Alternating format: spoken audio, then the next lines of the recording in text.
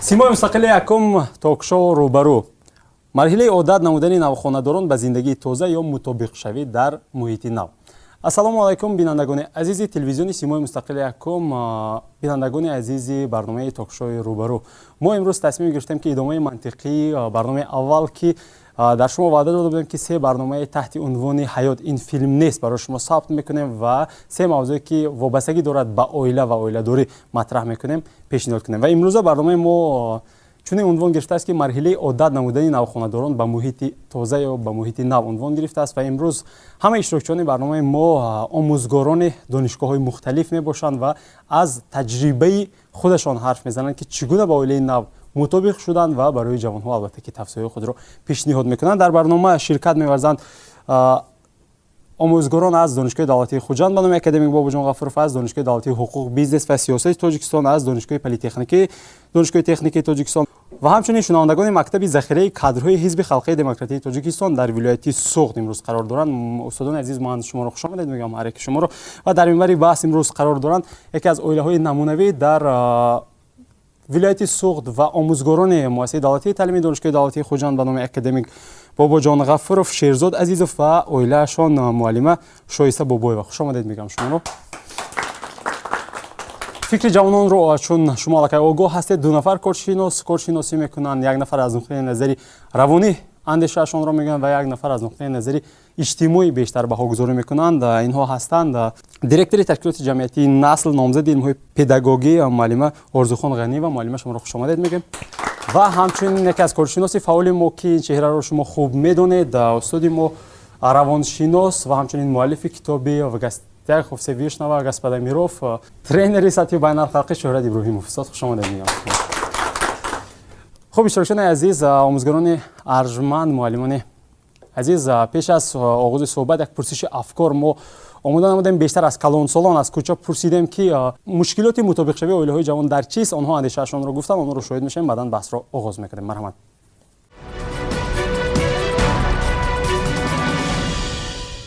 برای اینکه اونا بروقتر اویلدار میکنن.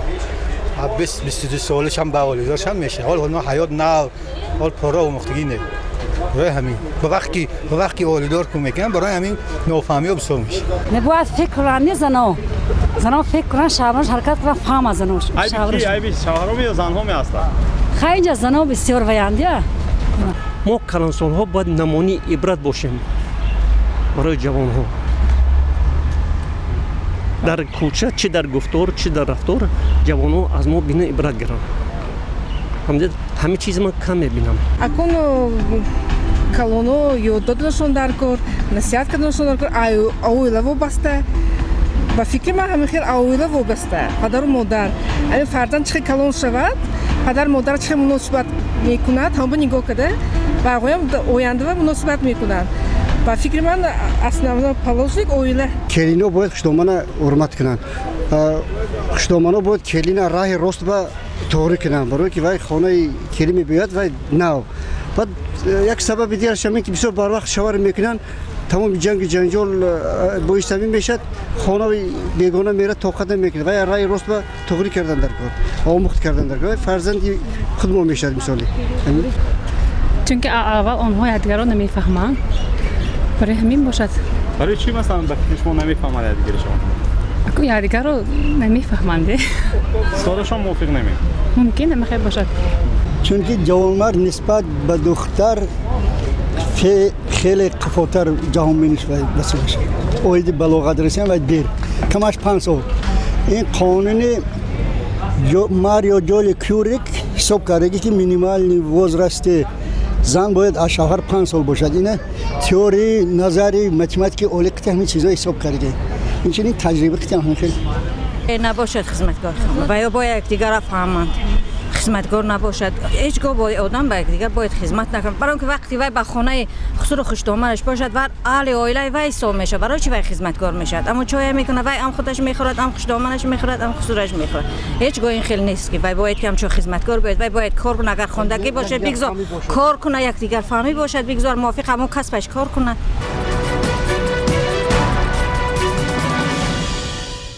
خب تشکر زیاد میگم برای توجهتان. اولین سوال من و همه اشتراکچیان همین گونه هست که بیاید از زندگی خودمون گویم. دو نفر قهرمان برنامه ما که فکر میکنم طولی چند سال هست که زندگی یک جای دارید و مرحله مطابق شوی رو الکی گذشته اید. همین گونه گفتن ممکن اگر باشد، اگر چی چیزها رو قربان کردید یا به همدیگر چگونه کمک کردید و در محیط نو تا اینکه مطابق شده؟ ما طولی 7 سال است که اولیدار هستیم. فکر میکنم که نه چندان بر وقت اولیدار شدیم، چون یکی 24 ساله یکی 25 ساله اولیدار شدیم و اصلا منشه یعنی که اساس رو در آن میبینم که مطابق شده نه اولیداران این آغاز میشود از مرحله که خانه‌دار کردن فرزند. فکر میکنم بیشتر از مردم و متخصصان ساحه من برتری میتیند به نکاح و یعنی که به خانه‌دار شوی سنتی که بیشتر اوله ها خود کلین رو یعنی که اوله که کلین شونده است انتخاب میکنند و رسما خواستگاری میروند و مدت چند انتظار میشن تا که اوله ها یکدیگر رو بفهمند و مطابقت این اوله با دیگر اوله چه خیلی است، چون که خود نقض میدانیم که در هر یک اوله شرایط گوناگون است و شاید یکی از دیگر بهتر زندگی میکند، شاید دیگر خیلی طلبات های دیگر دارند. همین چیزها رو باید که البته اوله ها پیش از اوله دار کردن، پیش از خانه دار کردن همین مسائل ها رو دیده برایند. تشکر. ببینید معلم، اصلا عادتا مطابق شوی گفتم ما بیشتر البته نسبت میدهیم به زنها، به خاطر اینکه زنها از اوله خود میآیند به اوله شوهرشون که کلا بیگانه است. گفتم ممکنه چی کمک کردید برای مطابق شدن معلم شما؟ نسبت مطابق شدن معلم من اینجا چون ما با هم شناس نیستیم، با هم دیگر در استودیو، من این رو گفتنی هستم که با معلم من از صنف یک همصنف هستم. تا صنف 11 همصنف بودم. وقتی که به دانشگاه داخل شدم اینا دانشکده پلی‌تکنیکی با اختصاص معماری اینا داخل شدم. من به فاکولته صنعت تصویری و تکنولوژی. همینطور ما دیگر رو خوب میشناختیم.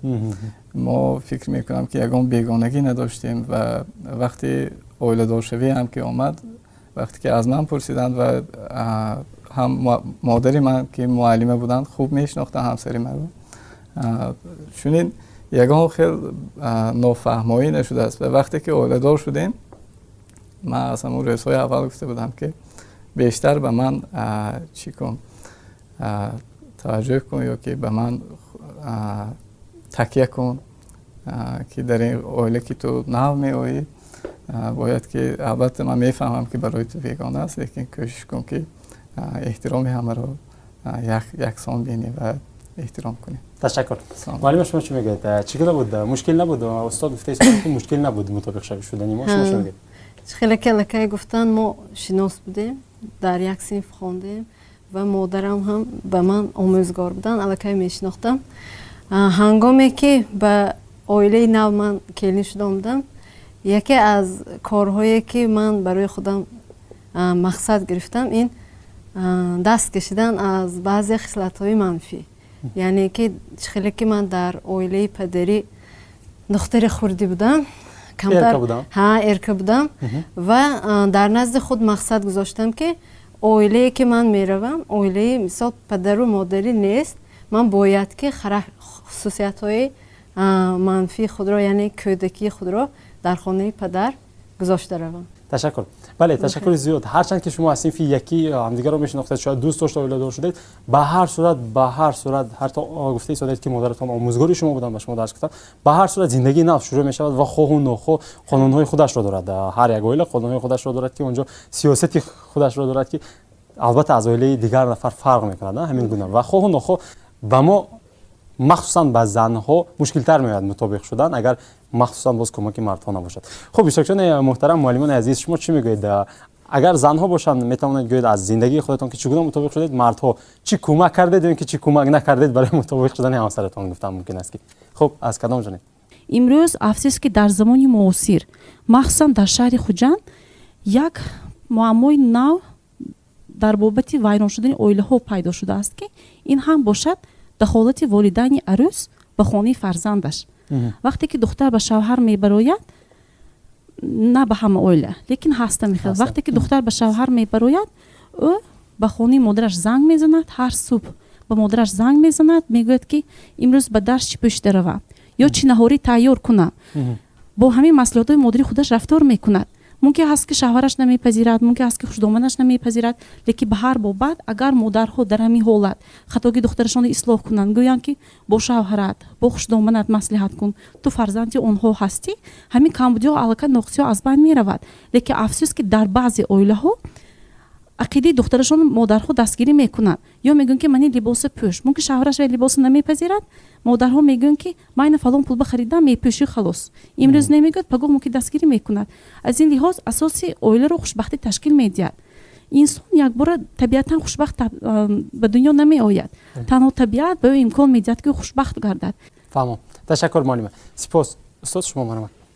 пеш аз ҳама ман мутобиқшавии оилаҳое ки имрӯз мавзӯи асосии меҳвари имрӯзии мо қарор дорад, андешаи ман бобати ин масъала аз он аст ки ду ҷанба аст: иқтисодӣ ва иҷтимоӣ.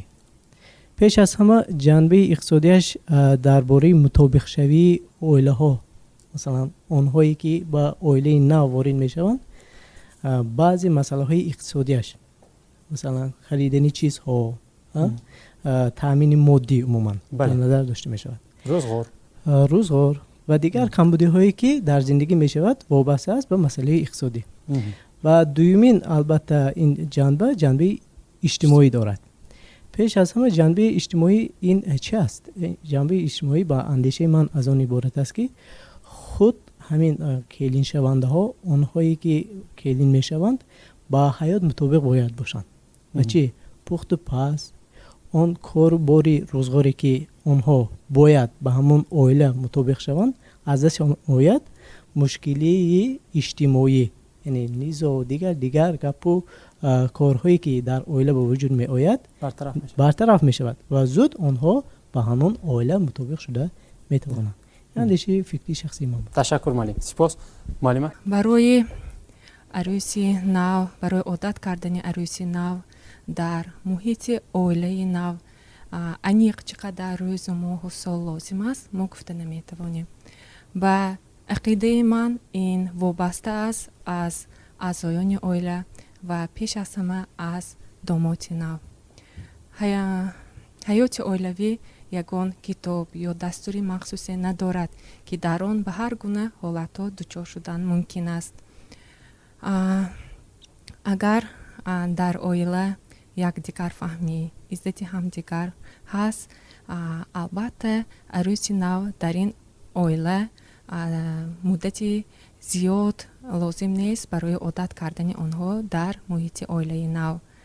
агар оилае ки аз омадани арӯз шоданд ки фарзандашон бо ҳамсараш хушбахт ҳастанд, ба хушбахтии онҳо дахл намекунанд ва ин оила албатта хушбахту хурсанд, яъне пойдор мемонад.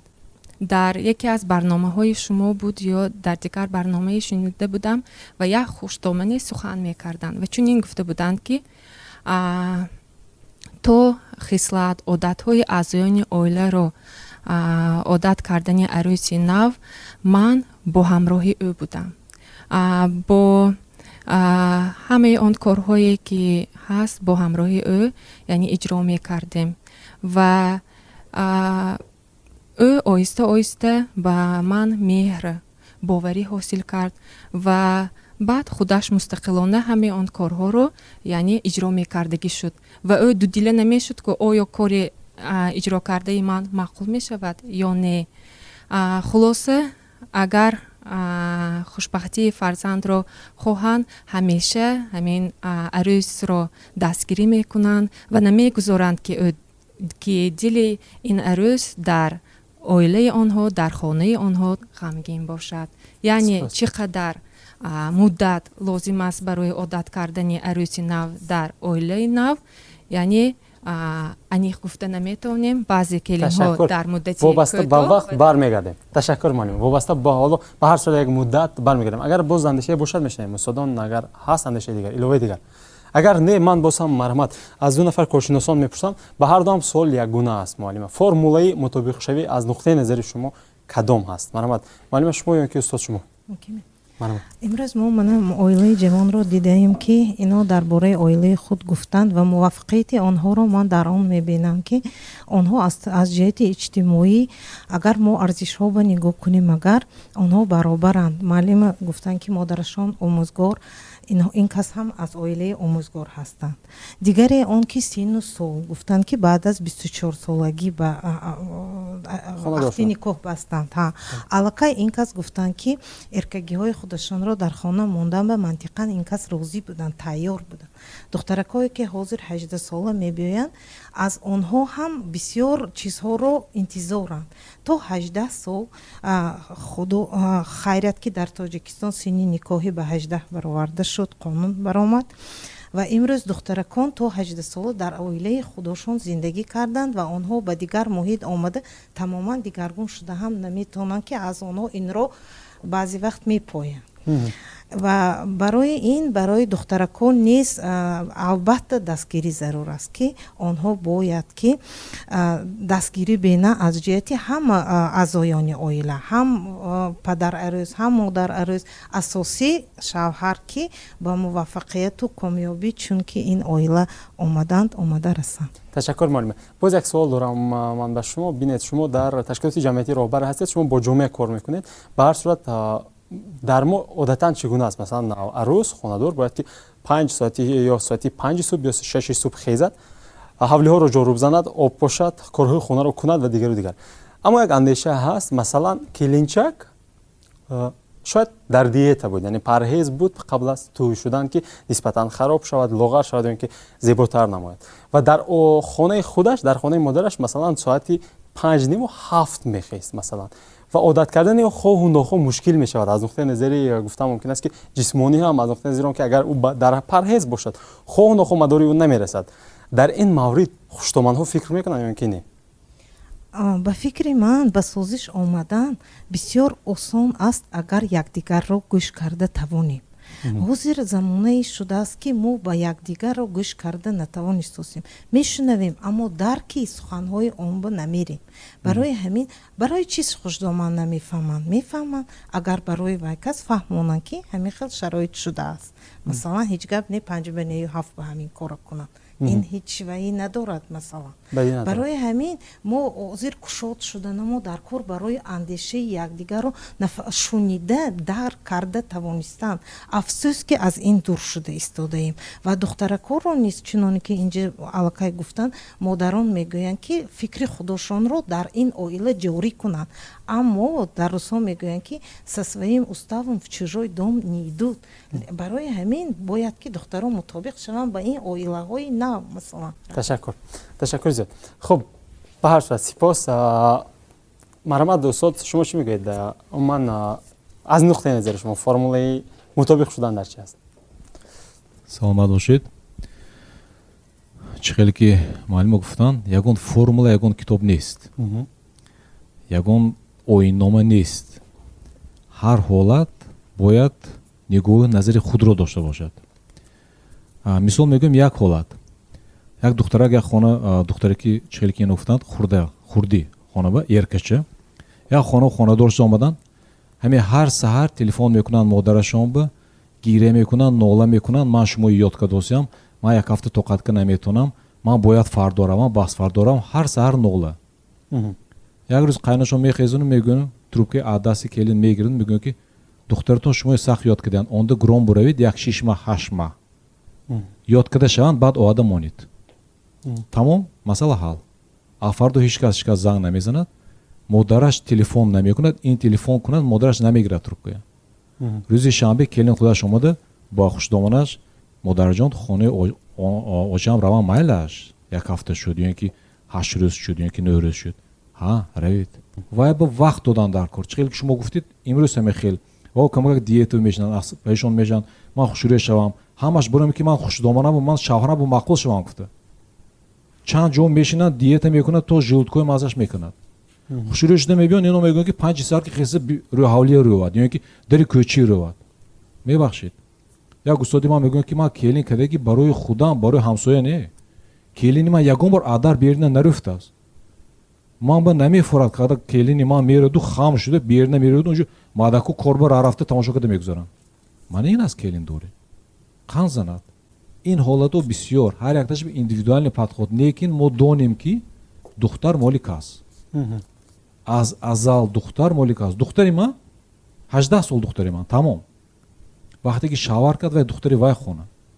вақте ки духтари ман шавар карда рафт гуфт ки падарҷон ҳамин масъала. ман гуфтам духтарам ҳамон шабу рӯзе ки ту ҳамон ҷо худата супурдӣ падару модарат иваз шуд. ману модарат меҳмон. ҳамон ҷа хонаи ту падару модари шаварат падару модари ту. ягон маслиҳат бошад маҳрамат. лекин эркагӣ инаш мақул не ваш мақул не. тамом. то он даме ки ту ман розӣ гуфтӣ тамом. вопрос закрит гуфтӣ рӯзо савол тамом. вақте ки розигиша дод аллакай духтари кас. барои ҳамин духтара 3 маҳ 4 маҳ 6 маҳ пеш тайёр кардан акор хонадор кардан ба. гуфтанд аку духтарам ту бояд як режимата дида бароӣ. ту бояд як хулқу рафтората дида бароӣ. вай тамоман дига одамо вай тамоман бегона одамо. мо ҳаракат мекунем барои ту беҳтаринаш ёбем, лекин ҳеҷ кас намедонад. аллоҳи таоло пешони ту ки манист ки ҳеҷ кас намедонад. ту бояд сахтиш ба тайёр шавӣ. ширинишу мулоимиш ҳамаш нақс. сахтиш ба дошт додан қаин. духтара тайёр кардан накур, психически аз рӯи равоншиносӣ тайёр кардан накур. вай бояд донад ки мерад сахтӣ мешавад ва бояд дошт диҳад. конечно бо гуфти рӯсо в пределах этики, эстетики, морали, религии як чорчӯбаш ҳаст. вале ҳамон чорчӯбаш агар мо духтара тайёр кунем, ҳам як 6-7 маҳи одат кунӣ ба дараҷаи сабуктар мегузарад. мол молик аст. духтаре ки он ҷо рафт бояд ҳамон ҷая шароиташ ба мутобиқ шавад. барои ин мо 6 маҳ 8 маҳ пеш духтара тайёр кардан одако аз рӯи равонӣ тайёр кардан аз рӯи психика. ташаккур устод. сипот. ташаккур зиёд. бинандагони азиз моро тарк насозед. мо пас аз бахши тиҷоратии реклама бармегардем. омӯзгорони азиз, муаллими азиз, биёед аввал аз қаҳрамонҳо оғоз мекунем, баъдан шумо. мо ҳоло албатта аз нуқтаи назари ман албатта аз як паҳлу баҳо додем ки масалан духтарро бояд омода кард, духтар бояд омода бошад аз нуқтаи назари равонӣ ва дигар чизҳо. биёед аз нақши мардҳо ҳарф занем, худамон ҷавонҳо ҳарф занем ки нақши мо чӣ гуна аст дар мутобиқ шудани ҳамсарҳоямон. мо як андоза гуфтем дар оғоз, аммо боз ҳам ман мехостам дар ҳамин масъала чуқуртар амиқтар ҳарф занем ки масалан инҷо коршиносони барнома гуфтанд, иштирокчиён гуфтанд ки масалан келин чӣ гуна бояд бошад, ба чӣ чизҳо бояд омода бошад пеш аз ба хона рафтан ва ғайра ва казо. нақши мардҳо, нақши ҳамсарҳо дар ин радиф чӣ гуна аст? албатта нақши мардҳоям дар ин чиз бориз мебошад. масалан се мушкиле ман мебинам ки агар ҳамин хел мушкиле бошад беҳад мутобиқшавӣ дер мешавад ё ки мутобиқ шуда наметавонанд. шояд якумин дар ҳолати нашъамандӣ. дар вай ҳолат вақте ки вай рӯй шуда мебиёд ё ки оила барпо мекунад вай мутобиқ шуда наметавонад, вай чунки касал аст вай бача.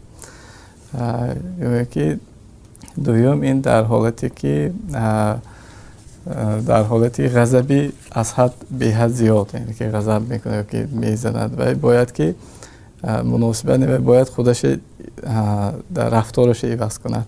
сеюм чиз ин албатта барои ҳама бисёр муҳим аст ки барои оилаҳои тоҷик бисёр муҳим аст ки ин хиёнат.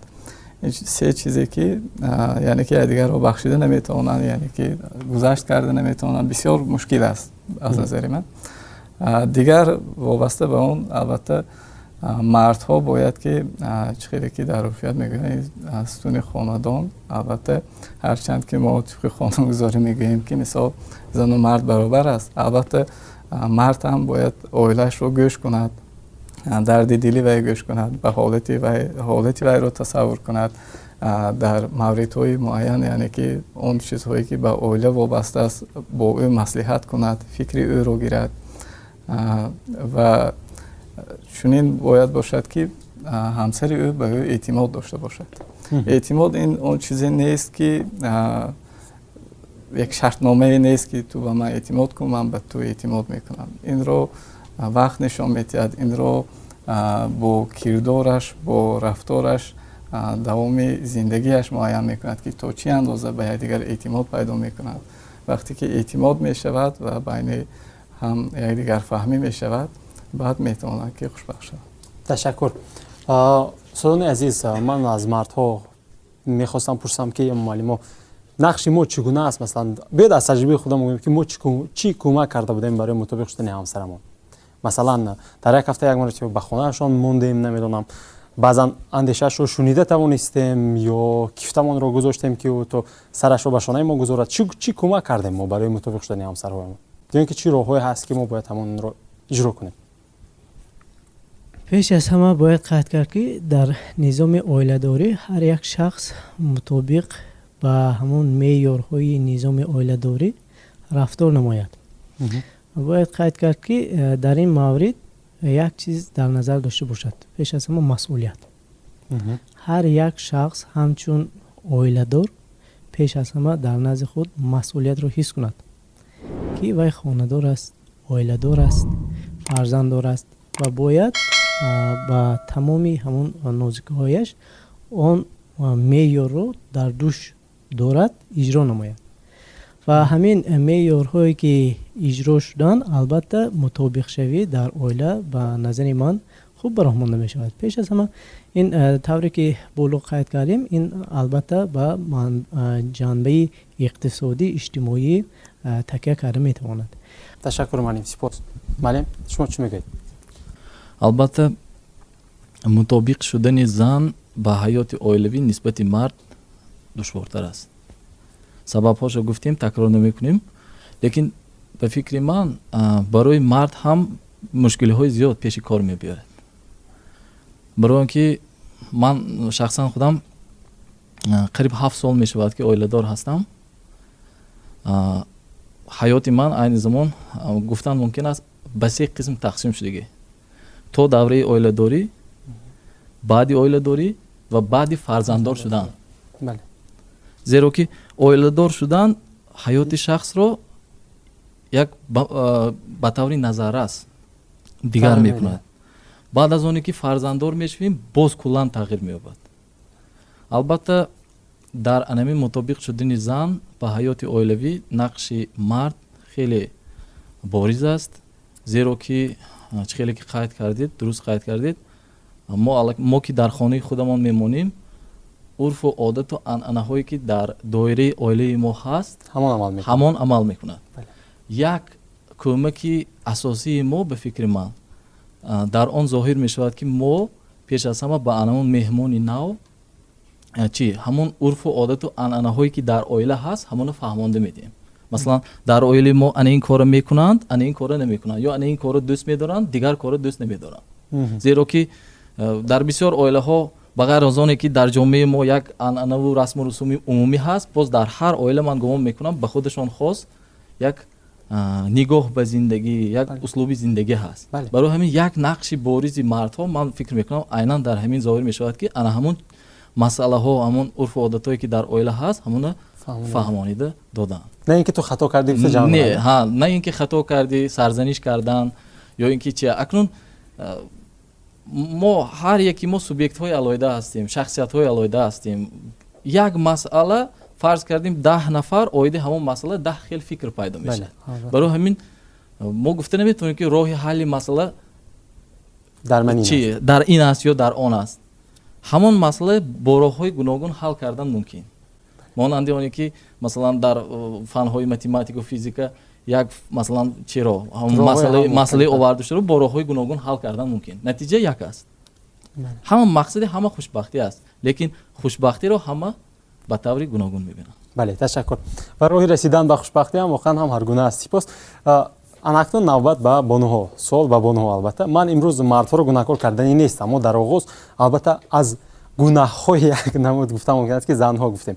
пас бояд аз нуқтаи назари занҳо мефаҳмем ки иштибоҳоте ки дар зиндагӣ ва дар мутобиқ шудани занҳо аз ҷониби мардҳо содир мешавад, кадомҳо аст аз нуқтаи назари шумо? хоҳу нохоҳ дар тамоми зиндагӣ, агар мо гӯем ки оилаи ман оилаи идеалӣ аст, зиндагии ман зиндагии идеалӣ аст гӯем, агар ман гӯям каме ғалат мекунам, шояд каме дурӯғ гӯям, ба хотири он ки дар ҳар оила хоҳу нохоҳ ин ё он мушкилоти кӯчак ё бузург содир мешавад ва иштибоҳот ҳам ҳаст. аз нуқтаи назари шумо ҳамон иштибоҳе ки мо мардҳо содир мекунем чӣ аст? اشتباه‌های ممکن هر خیل شوند و به فکر من اگر بیناشون هم دیگر فهمی باشد ممکن که وای اكون پیش از همه شوهر باید که گوش کرده توانست نشدار کار برای آنکه اكون هر خیل اویلا ها میشد که وای زنی جهان بینی هر خیل میشد برای همون فکری همسرش رو قبول کرده توانستن هست برای مطابق شدن با اویلا گوش کرده توانستن در کار همسرش رو هم گوش کرده توانم ممکن که خوشبخت شدنشون ممکن. بله تشکر. یعنی مردها نه همیشه گوش میکنن نه زنها رو. گپی من گپ میگم. قبول. تشکر. باز معلمه ها شما چی میگید؟ هست باز اندیشه دیگه. شاعر میگوید که دانی کیزی آدمی چی میماند و بس مهر است و محبت است و باقی همه هیچ. اصلا انمین اساسی خوشبختی اویله رو مهر و محبت تشکیل میکند. اگر در اویله مهر و محبت باشد خو از طرف مرد خو از طرف زن در همه اصلا سیمینی کنفلیکتی میگن همه اویلنده هست همه به طور خودش یعنی همه هر خیله یکی وقتی که در اویله که مهر و محبت باشد در همه پستی های زندگی در همه خشونت های اویلوی هر دو هم به فکر من چی مرسا میکنند. پیش از همه در اویله باید که همین همدیگر فهمی مهر و محبت باشد باقی دیگر همین مسئله های حل شونده است. دومین درجه هستن. تشکر معلم سپاس. هست باز اندیشه دیگری اگر علاوه دیگری باشد من معلم از شما ما بخشش از قهرمان درخواست میکردیم از اشتراک شما آغاز کردیم. خیلی که میگویند در جمعیت ما هم خیلی گپ هست مرد در اویله ترازو میگویند از این فهمیدن ممکن است که هنگامی که کلیم به خانه نو میآید مرد باید نقش ترازو را بازی کند یعنی که برابر. البته مردهای ما در نظر دارم ما تاجیکان در مد اول مادر رو میگذاریم این البته بهترین چون که یگان وقت زن با مادر برابر شده نمیتونه. ما مثال میتوانیم که کمتر غلط شودم زن رو عوض کردن ممکن لیکن مادر رو عوض کرده نمیشود. لیکن در اویله های به نظر میرسد که مردها پوره به سخنان زن گوش میکنن یا اینکه به سخنان مادر هم باید ترازو باشد. اولش اینکه خیلی که به حالت هر دو رو به دست خود سپارن یعنی که هم مادر هم یک گوش رو به مادر یک گوش رو به زن.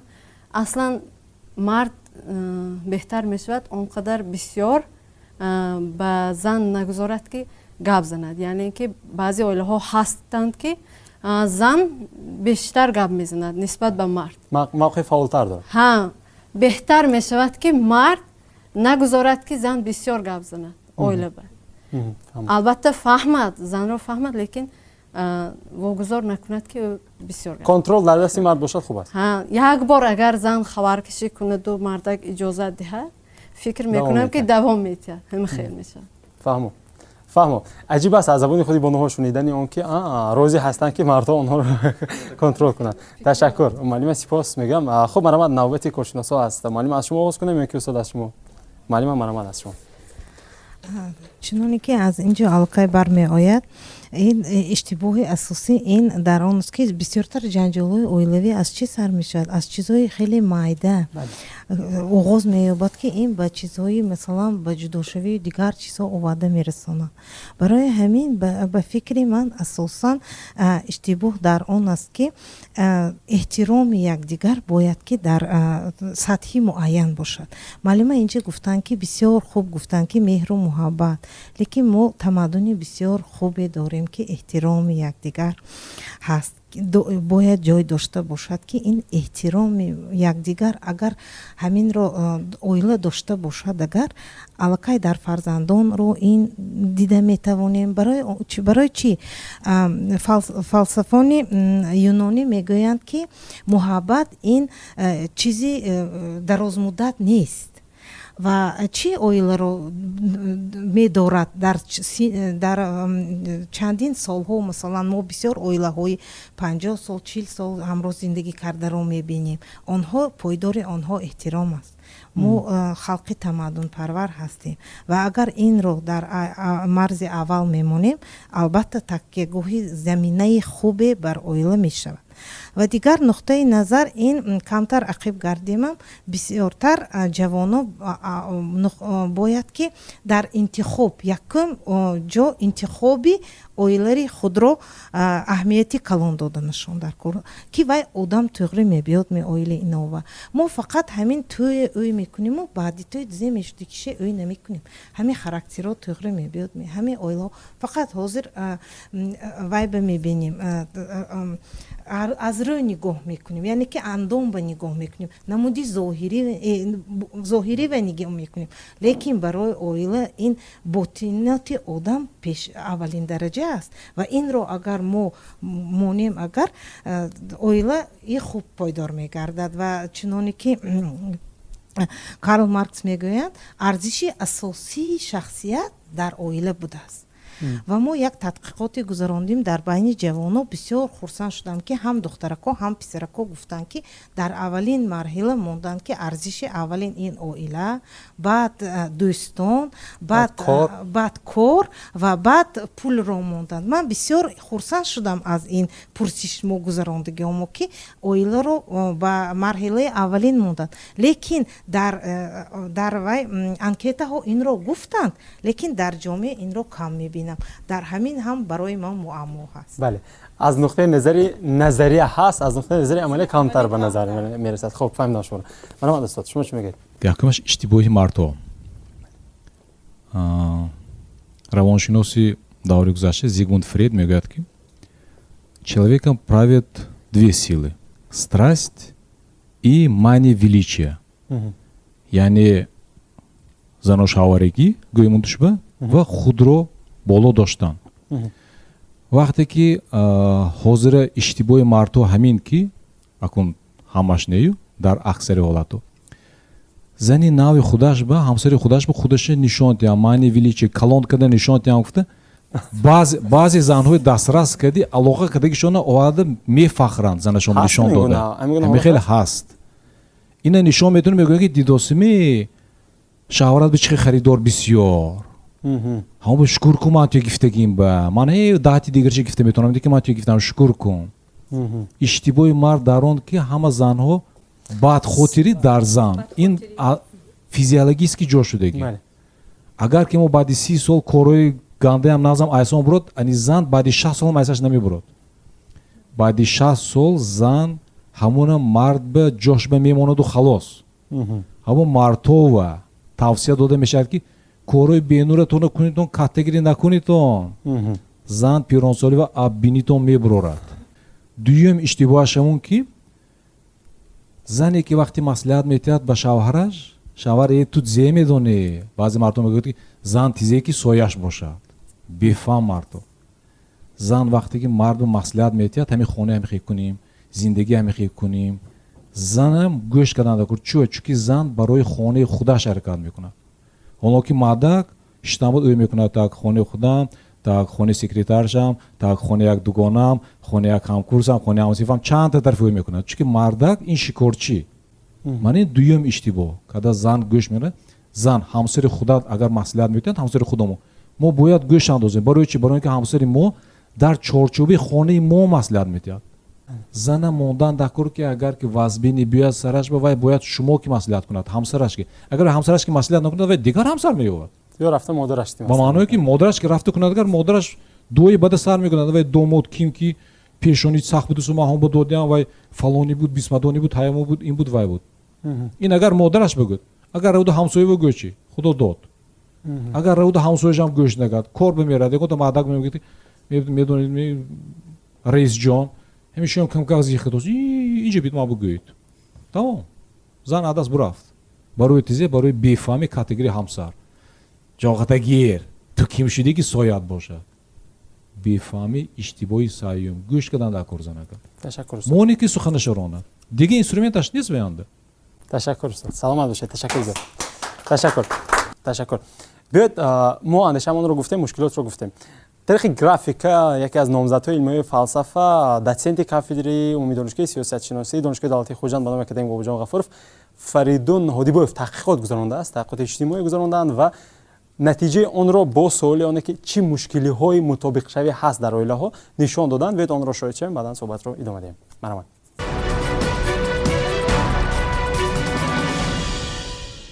مشکلات مطابق‌شوی عائله‌های جوان از نگاه اجتماعی، حس بدبینی نسبت به محیط اجتماعی، نداشتن تجربه زندگی، در زیر فشار و خواستارهای شخصی زیستن، معاشرت سالم نداشتن، داشتن ترس از اهل خانواده، ناباوری به همدیگر، از بین رفتن یکدیگر فهمی، اعتراف نکردن عائله‌های طرفین، پنهان داشتن مشکلات، برآمدن نتوانستن از حالت‌های بحرانی پسیخولوژی، کنترل کردن نتوانستن حس و هیجان منفی، بخشیدن نتوانستن، نداشتن مناسبت‌های محرمانه. منبع فریدون هادیبایف، نامزد علم‌های فلسفه.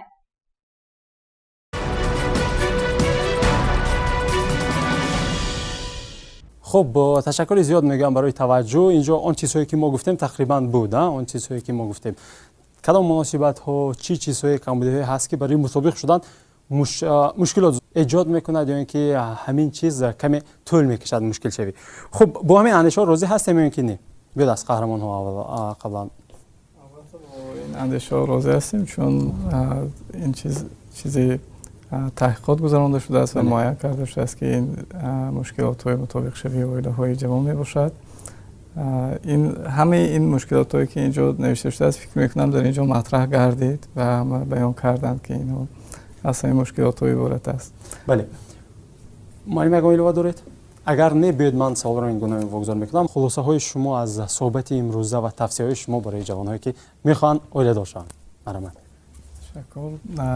امروز برنامه برای ما خیلی جالب بود. البته بسیار مسئله های مبرمی است که از نگاه فکر میکنم از نگاه اکثریت جوانان دیده برآمده و برای عائله های نو، برای عائله های جوان گفتنی هستم که پیش از همه نسبت یکدیگر محبت داشته باشند، نسبت یکدیگر حرمت و احترام داشته باشند، پدر و مادر اهل عائله آنها را حرمت کنند، نسبت یکدیگر باوری اعتماد داشته باشند، همدیگر را گوش کنند،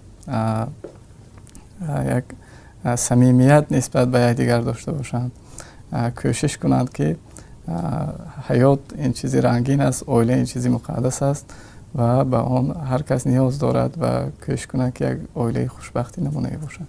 تشکر معلمه. این سخنانی من داخل دارد به دختران، جوان دختران.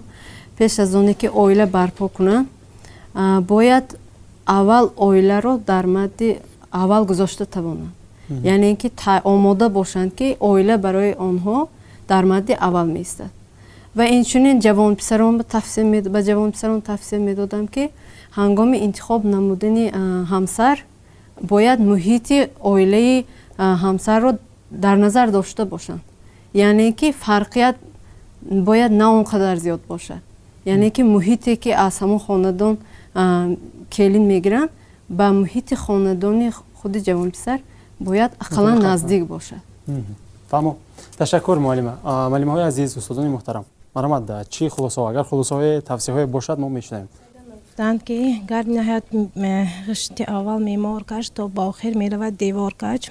البته هر یک ستون عائله این تعلیم و تربیه می باشد. ما باید از روز اول فرزندان خود را برای عائله مستحکم را برپا نمودن تعلیم و تربیه نماییم. با آنها اگر ما همچون پدر و مادر هر روز به کارهای خطاگی آنها ایراد گیریم و به کارهای خوبی که آنها به انجام میرسانند ما آنها را مثلا اگر به تعریف کنیم، البته ما باید اول فرزندان خود رو درست تربیه نماییم، هم پسران رو هم دختران رو. ما در هم به سختی زندگی هم به روزهای نیکی زندگی آنها رو آماده سازیم برای آنکه آن دیواری که خانه انسان است آن اگر یک طرف شیرین باشد البته یک طرف اون تلخ می باشد. در زندگی هم تلخی است هم شیرینی است. ما باید به هر یک فرزند خود فهمانیم که تقدیری هر یک انسان دیگر است، حیات او رنگ دیگر دارد. ما باید تعصب کاری نکنیم. مثلا میگیم بسیار تا روز ویران شوی جامعه ما از این تعصب میشه. مثلا ما به یک عائله دیگر تعصب میکنیم. همین چیز رو اگر ما از بین گیریم به فرزندان خود ما فهمانیم که او لیچ نیست و یک شخصیت است، تقدیری او دیگر است، حیات او دیگر است و او تقدیری او در دست خود او است. او باید خود تقدیر خود را راست دغری به راه ماند. ما باید آموختن علم معرفت رو بیشتر به فرزندان خود آموزانیم که اونا بیشتر توجه به علم، به دانش، به درست بودن زندگی خود توجه دهند، نه بلکه به پول، به چیز یا به یگان چیزی دیگر. اگر همین خیل میشد به نظر من، اگر هر یک انسان فرزند خود رو درست تربیت میکرد، اویل وایران شوی هم به نظرم کمتر میشد. سپاس معلم. تشکر معلم. شما چی گفتنی بوده داشتید مرمان؟ اگر وقتی که مطابق شوی در عائله میگنم، مطابق شوی همین عروس از خاراکتر خود انسان وابسته است. هر یک کس خاراکتر خاصی خودش را دارد و عروسی که به یک عائله عروس شده می رود باید که همون عروس رو خوشتامان همچون عروس بلکه همچون دخترش قبول کند. دیگر اینکه عروس رو میگویند که در عرفیت وقتی مثل یک کودک نوزاد است به همون عائله، به اون عائله نوی که او می رود یک کودک نوزاد بر این هست تا پدرش رو، شوهری پدرش رو، تا مادری شوهرش رو از نزدیک میشناسد. در اینجا چند قدر وقت ها میگذرد و باید که همین رول اساسی رو باید خوشتامان به عهده گرفته باشد، چون همه کارهایی که پیش از کلین آمده بود به همون عائله، همه کارهای خواجگی‌داری، عائله‌داری در دست خوشتامان بود. یعنی که کلیدی همون خانه در دست خوشتامان بود. وقتی که این یک عروسی نو میبیاد باید که خوشتامان به طرز ملایمتی فهمانی توانستن، یا اینکه از طرف کلین هم در نوبت خود یک کلمه هست که امروز بسیار عائله ها ویران میشوند، من خودم میدانم. امروز طریق من اینترنت و دیگر چیزها هست که کلین ها میگویند که من همه این چیز رو خودم میدانم. همین کلمه من خودم میدانم در درون ناخنک باشد. باید که هزار خودش داند هم باید که از خوشتامانش برای به خاطر همون بولیدروهی همون خوشتامان باید که از مادرش، از همون خوشتامانش پرسد که این شب چی خوراک پزم یا اینکه چی خیل کرده پزم. مادرها البته خرسند میشوند، چون که وقتی که الکه من خودم میدونم میگه الکه این به فکر من به خوشتامان ها اعتراض کردن، نه کیبر کردن، یعنی که خوش نمیاد. به همین خاطر هم همین عائله رو زنها بسیار ترچی میکنن، اداره میکنن. سپاس، تشکر زود. خب سپاس. هست باز اندیشه دیگری؟ اگر اندیشه دیگری نباشد من بازم با کارشناسان واگذار میکنم. معلم برای چی ما همین همسر میگوییم؟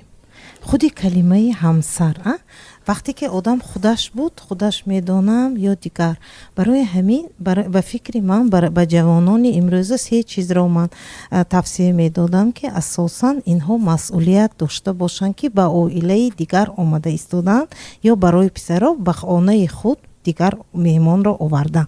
این مسئولیت و دیگر این عهده‌داری ها هست که این عهده‌داری ها رو به وظیفه گذار کردن به جوانان و باز یک عامل هست که گذشت کردن.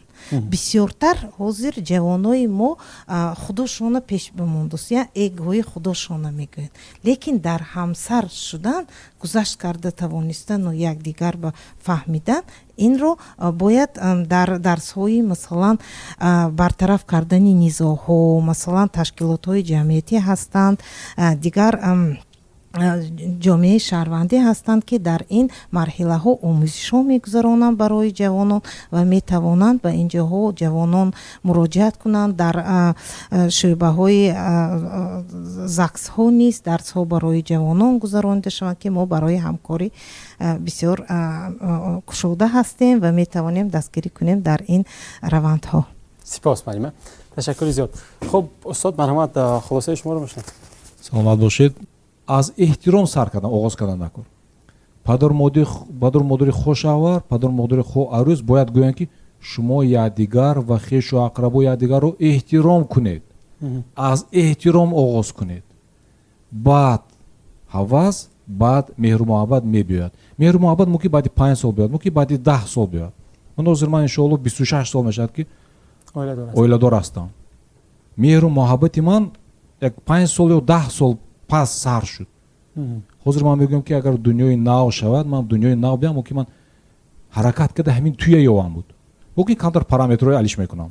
لیکن همین توی میام. برای چی؟ چون که معلم گفتن دنیای باطنی همسری من بهترین است. دنیای باطنی نشه من از حرمت سر کردگی. مهر و محبت بعد آمد. اما وقتی که میگن شما حرمت کردی ساخت کنید، آغاز کنید، مهر و محبت حواس میبیاد. یعنی احترام باید آغاز شود. وقتی که احترام شد بعد موندگیش میشد. 40 ки маълим гуфтанд вақте ки мо шахсро нарх мекунем ин куллан нодуруст аст. агар мо мегӯем ки манзура хон ё ин ки тамшоира хон ҳамин коридон сали хато буд ҳамин ҳамихе куни чихе мешуд ин дар назар дорам хушдоманое 40 ки маълим гуфтанд ё ки духтарам ҳамин коридонро беҳтар кунед нағз мешуд ҳамин оша мо манехлақ када дам мекунем ё ки дадоҷонатон манехлақ када косава киштатид ё ки ҳамсаратон писарам ба шумо манехлақ кадатид нағз мешавад беҳтар мешавад ин ту бефаҳми ина кадост ё ки духтарам шумо бефаҳми ҳамин корро наметонид акалле кор фармоид ин аллакай шахсията мо нарх кардем 40 ки маълим гуфтанд ман ин куллан нодуруст соне на ҳурматаш мемонад на меҳру муҳаббаташ на ҳавасаш ва аллакай 40 мегӯяд тарбуз абғалаш меқелад мегӯяд ман кадом оила вондам ман як оилаи калон шудам ки падарам модарам якдигишона ҳурмат мекунад бешумор шумо гам намезан инҷо бошад ту бефаҳму ҷинӣ мегӯяд ин чӣ хел ҳамон чӣ хел ки маълима гуфтанд пеш аз хостгорӣ рафтан бигзор омӯзан якдигишона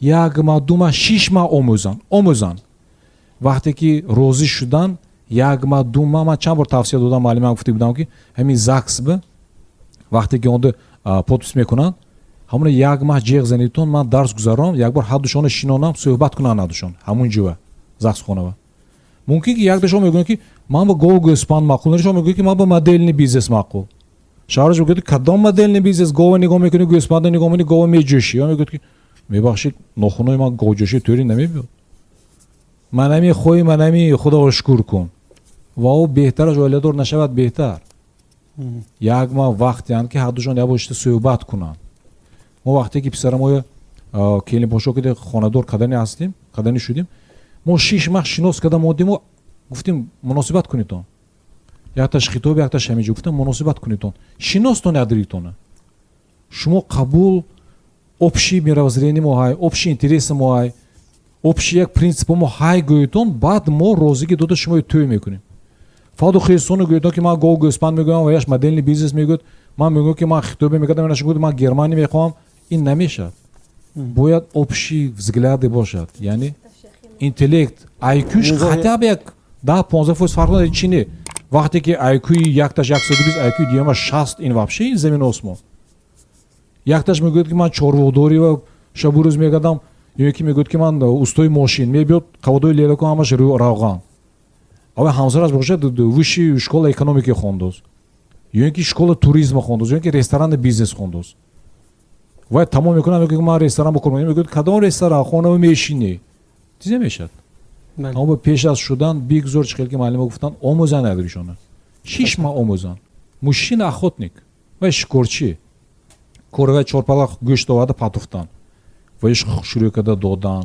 ҳамон 40 ки одам алайҳиссалом ки мо ба ҳаво фуронда ғор ба зиндагӣ мекарди ки ғори ях бо ина меҳру муҳаббат кади гарм кардан ман ин ҳунари зан ташаккур саломат бошед сипос устод ташаккур сипос бинандагони азиз мо дар мавриди марҳилаи одат намудани навхонадорон ба муҳити нав имрӯз ҳарф задем ва андешаамонро гуфтем андешаҳои мо воқеан ҳам мухталиф буд ман фикр мекунам ки андешаи дуруст боз ҳам хулосаи дуруст аз худи шумо аст мо бармегардем дар барномаи дигар худро эҳтиёт кунед худоҳофиз